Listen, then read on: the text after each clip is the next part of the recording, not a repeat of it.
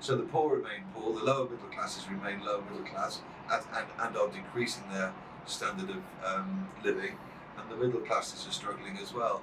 And all of this bribe money is being passed upwards.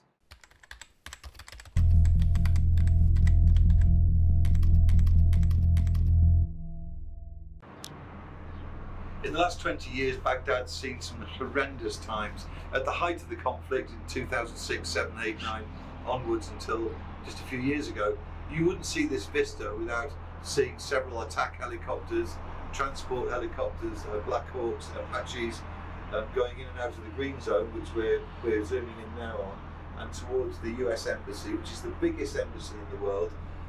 You would probably not be able to stand here and not hear the rattle of gunfire, regular rocket fire into the green zone from various militant factions. We almost certainly wouldn't be filming on this balcony at the risk of getting shot by American troops, because the camera would be mistaken for an RPG. Baghdad has been a very dangerous city indeed, but as you can see, it's peaceful now. By all accounts, it's thriving, but there are a few problems in the background. Corruption is off the scale here. It's almost like an everyday way of life. People pass brown envelopes openly. We've seen it happen a lot. A friend of ours who we've been working with, I hope he doesn't mind me repeating this, but he's been trying to build a house somewhere in Baghdad.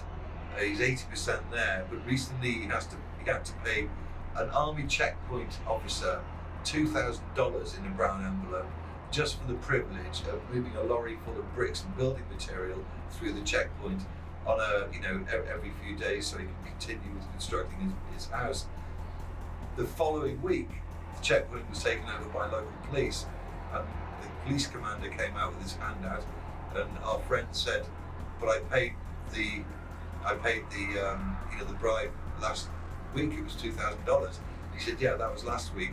There's a new sheriff in town. I'm in charge of this checkpoint now. Where's my money?" This is crippling the people of Baghdad, and it happens everywhere. So the poor remain poor, the lower middle classes remain lower middle class, and are decreasing their standard of living, and the middle classes are struggling as well.